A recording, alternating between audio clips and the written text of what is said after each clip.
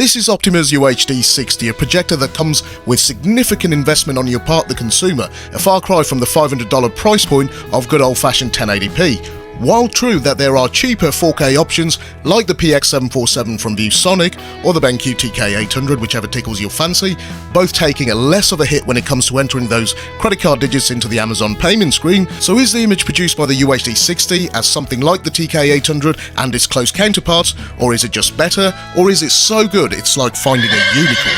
Trend afoot on the projector market with quite a few options by all the big players showing 4K projectors using pixel shift technology. One thing is becoming apparent with all manufacturers: affordability in the 4K options available to you guys is actually lowering in cost, and all of them are trying to come in or create a projector that seems to be around the £1,000 or thereabouts price point. This is all very good news for you guys. So what about the UHD60? Few things first. The UHD60 in several ways is considered one of the best sub £2,000 projectors on the market. It has one of the highest lumen ratings at 3000, highest contrast ratio at 1,000,000:1, and it also happens to be one of the quietest projectors in its class. In my testing it came in around 27 decibels. So at the time of filming this video, the UHD60 costs around £1,899, at least on Amazon UK, and the cheapest price that I've managed to find on the UK market is about £1,500 from some obscure eBay seller. So a quick look at the projector physically and the overall build quality.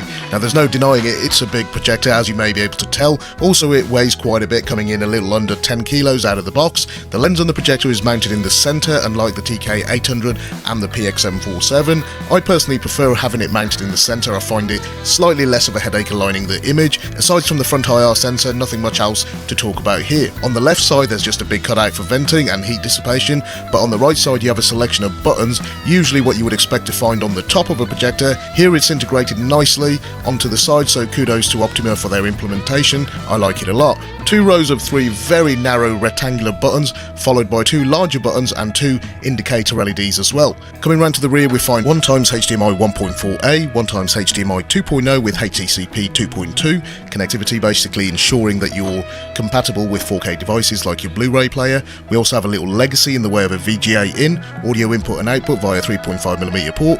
We have an optical input, a USB 2.0 port and a USB Type A for power, i.e. to power your Fire Stick or your Chromecast, an RJ45 input, and you also get an RS232C, and if you're wondering what that's used for, is to connect a DTE device like your computer to a modem. And finally we also have a 12-volt trigger, so a pretty comprehensive selection of ports, what you would normally expect on a projector of this price point. Coming back around to the top of the projector, you're going to see a split in the panel. Push on the centre of the panel to unlock it, and then you'll expose the focus wheel and the tilt shift dial. I do like how it's hidden, it looks quite minimalistic in the design. The panel itself though, however, is pretty cheaply made, but it's functional, and realistically, how often are you really going to be accessing it? Also on the side we can see the lamp replacement cover. Build quality wise, not overly impressed. So moving on to the more important stuff, starting with the claimed 3000 ANSI Lumens, it did really well. Honestly, it was actually putting out close to the claim rating, especially in bright mode. That said, the bright mode does seem to have a slightly stronger than average green bias, so be prepared for some adjustments if you want to actually use this projector in the daytime in bright mode. As with any Optima projector that has the brilliant colour feature, I set mine pretty high, usually to an 8 or a 9, just in case you're wondering. Point to note though, in a completely dark theatre room, you might want to actually rein it in a bit, maybe a 6 to a 7, which should give you an overall boost in contrast and saturation, but a lot of people will pretty much stick to the brilliant setting of 10 and forget about it. Let's face it, it puts out the most amount of lumens. With Optima's HD27 and the HD29 Derby, which we tested recently, the out-the-box settings were pretty good. I can't say that with this one. You have to tweak it a fair bit, but once you do, you're going to get one gorgeous image, and if you've invested in a good quality screen, say like something like an ALR screen from Elite Screens, you're going to be in for a real treat. The UHD60 also supports HDR10, which is always a good thing, and for those of you that don't know what HDR10 is, it's basically the HDR standard. We don't have any support for some fancy hybrid log gamma or Dolby Vision HDR format, so that's not really to be expected again at this price point. The UHD60 can also convert SDR content to HDR, and I must admit it does a pretty good job. There's no jittery movements in the image while it's actually processing non-HDR content. The image wasn't overly manipulated and colours weren't processed to look overly harsh. Uniformity comes in at 85% and will drop a little at the widest lens angle, and the picture on the edge of the screen can look ever so slightly faded, but that's not really a big deal, as most of the times your eyes are going to be always focused on the centre of the image. This can be said for pretty much most projectors that I've tested all year. Image sharpness is fantastic, you don't seem to lose any fine detail even in complex scenes. There is little soft softening on the edges, but nothing that most people will even ever notice. So moving on to the black level, the simple answer here is yes, it could be better. It's not bad, it's not poor, it's not horrendous in any way, shape or form. It just could be a little bit better in my opinion for a projector around the 1800 to 2K mark. To get the best out, just make sure you have dynamic black turned on, especially if you're watching movies, and if you turn on DB while you're actually gaming, your input lag will drop to about 51 milliseconds, good enough for a casual gamer. In terms of throw, to say get a 120-inch screen, you're going to need about 12 feet of space. For those of you that don't understand feet, it's about 3.6 meters.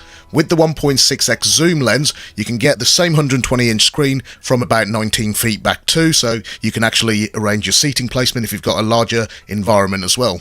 In terms of lamp life, the UHD60 will run for 4,000 hours in bright mode, about 10,000 hours in eco mode, and 15,000 hours in dynamic black mode, which was pretty much my favourite mode, and I left it in dynamic black mode for most of my testing. The lamp replacement cost on this is around $170 to $190, so not the cheapest, but it's not too expensive either when you consider you're paying about £1,800 for a projector that might last you for a good about 2 years, 3 years, depending on what your usage is. Optoma also throw in a free 2-year warranty on this model as well. So to sum up, the UHD60 is a projector that delivers on multiple fronts: great image quality, great colour and contrast, the HDR implementation is not overdone, it looks very natural, and the lack of fan noise is absolutely wonderful.